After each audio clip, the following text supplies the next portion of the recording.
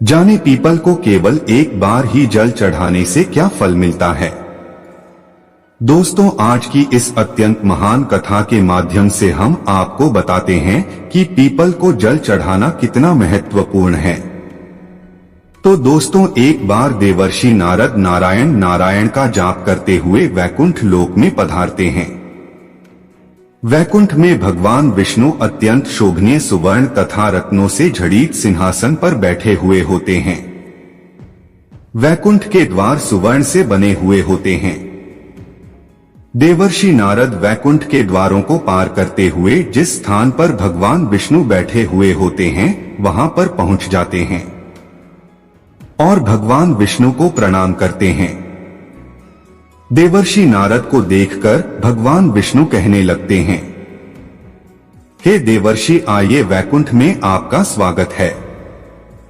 देवर्षि नारद प्रसन्नता से भगवान विष्णु को बारंबार प्रणाम करते हुए कहते हैं, हे सृष्टि के पालक, संसार का संचालन करने वाले जनार्दन, समस्त भूतों में आप ही का वास है। तीनों लोकों में आपकी ही माया फैली हुई है। आपके चरणों में कोटि कोटि नमन।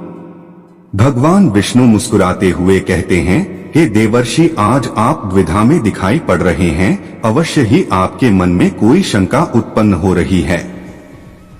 अवश्य ही आप आज कोई समाचार लेकर आए हैं। देवर्षि कहते हैं, हे प्रभु, आप तो सर्वज्ञाता है। तीनों लोकों में निवास करने वाले सभी प्राणियों के अंदर आप ही का वास है। आपसे कुछ भी छिपा हुआ नहीं है।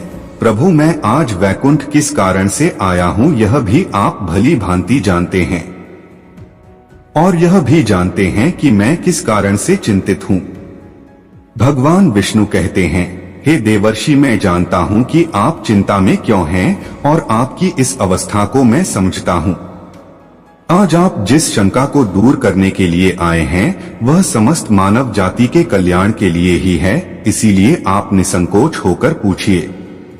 फिर देवर्षि नारद कहने लगते हैं, हे प्रभु, मैंने आज कुछ मनुष्यों को पीपल का वृक्ष तोड़ते हुए देखा है।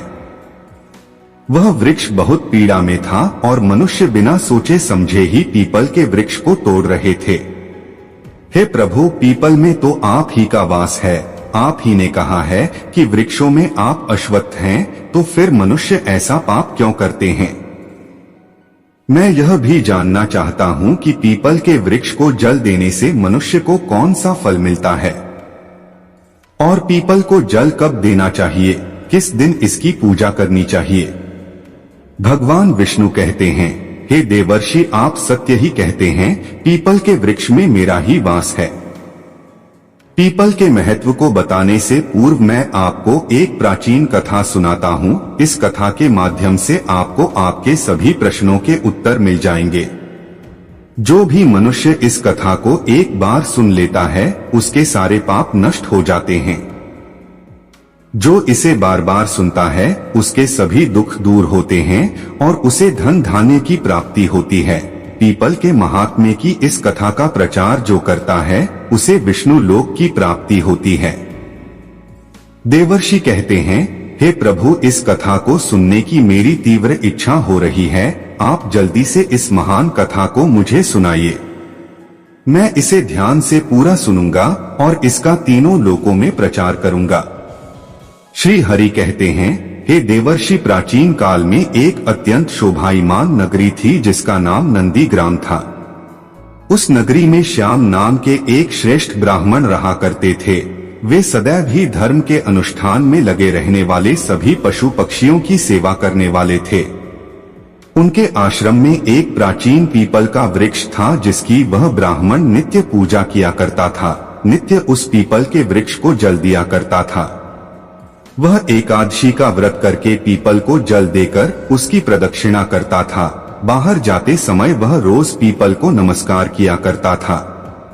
इस प्रकार से उस ब्राह्मण ने उस पीपल के वृक्ष की पूजा करके बहुत सारा पुण्य अर्जित कर लिया था। फिर एक दिन एक भयानक राक्षस भोजन की तलाश में उस श्याम ब्राह्मण के आश्रम पर आता है और इधर उधर देखने लगता है।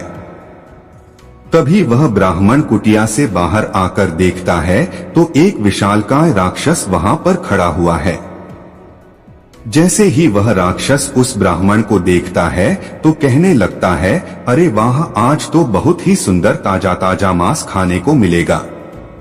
यह ब्राह्मण तो बहुत ही जवान, सुंदर और गुणवान दिखाई पड़ रहा है, अभी मैं इसी को चबा डालता हूँ। उस राक्षस को देखकर वह ब्राह्मण बिल्कुल भी भयभीत नहीं होता है और उस राक्षस से कहने लगता है, हे राक्षस, इस गरीब की कुटिया में तुम्हारा स्वागत है। तुम बहुत भूखे दिखाई दे रहे हो, कहो तुम्हें भोजन में क्या दूं? ब्राह्मण के इस प्रकार के वचन सुनकर वह राक्षस आश्चर्य में पड़ जाता है और सोचने लगता है, बड़े आश्चर्य की बात है, यह ब्राह्मण मुझसे जरा सा भी भयभीत नहीं है, यह अवश्य कोई बड़ा तपस्वी दिखाई पड़ रहा है। तब वह राक्षस कहने लगता है, हे महात्मा, आप कौन है और इस वन में क्यों रह रहे हैं? आपको मुझे देखकर बिल्कुल भी डर नहीं लगा। तब वह ब्राह्मण कहते हैं, हे राक्षस, मैं भगवान विष्णु का भक्त हूँ, मुझे इस संसार में किसी भी चीज का कोई भय नहीं है, इसीलिए तुम बताओ तुम्हें क्या चाहिए? तुम्हारी जो भी इच्छा हो वह पूरी की जाएगी, आओ इस वृक्ष के नीचे आसन ग्रहण करो। तब वह राक्षस जैसे ही उस वृक्ष के नीचे चला जाता है तो उसका शरीर जलने लगता है और तुरंत ही उसकी मृत्यु हो जाती है और एक दिव्य मनुष्य उस राक्षस के शरीर से बाहर निकल आता है।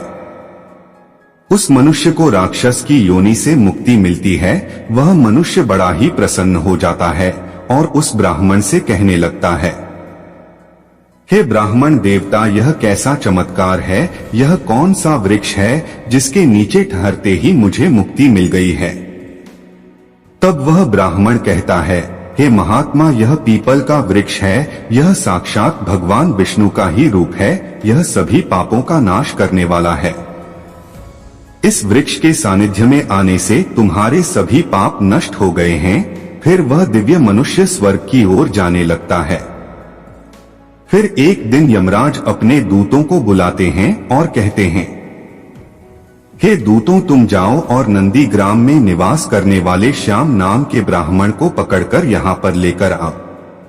यमराज का आदेश पाकर वे दूत यमलोक से धरती पर आते हैं और उस ब्राह्मण को जीवित ही पकड़कर यमलोक ले जाने लगते हैं। रास्ते में महात्मा श्याम उन दूतों से कहने लगते हैं, हे दूतों, तुम यह क्या कर रहे हो? मेरी तो मृत्यु भी नहीं हुई है और तुम मुझे पकड़कर यमलोक लेकर क्यों जा रहे हो? फिर वे यमदूत कहने लगते हैं, अरे ब्राह्मण, तू चुपचाप हमारे साथ चल, खुद यमराज ने हमें तुझे उठाकर लाने का आदेश दिया है। पता नहीं तूने ऐसा कौन सा भयंकर अपराध किया है, हम भी जानना चाहते हैं कि तूने कौन सा पाप किया है। फिर वह ब्राह्मण शांत रहकर उन यमदूतों के साथ यमलोक जाने लगता है। यम के दूतों को भी बड़ा आश्चर्य होता है। यह ब्राह्मण ना तो विलाप कर रहा है और ना ही दुखी हो रहा है। हम जिन भी प्राणियों को उठाकर लाते हैं वे तो जोर जोर से विलाप करते हैं। फिर वे यम के दूत उस ब्राह्मण को लेकर यमराज के सामने उपस्थित हो जाते हैं। जैसे ही यमराज उस ब्राह्मण को देखते हैं तो वे भयभीत हो जाते हैं और उन दूतों से कहने लगते हैं, अरे दूतों, तुमने यह क्या किया? तुम किसे उठाकर लाए हो? मैंने तुम्हें दूसरे श्याम नाम के व्यक्ति को लाने के लिए कहा था जिसकी मृत्यु हो चुकी है।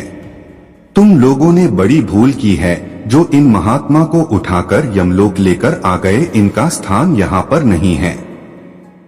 भगवान विष्णु की भक्ति करने वाले, नित्य पीपल की पूजा करने वाले इन महात्मा को उनकी इच्छा के बिना यहाँ पर उठाकर लाना घोर पाप है।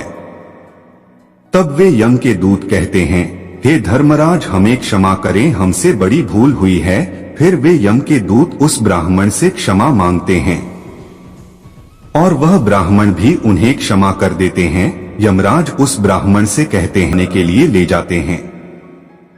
उस श्याम ब्राह्मण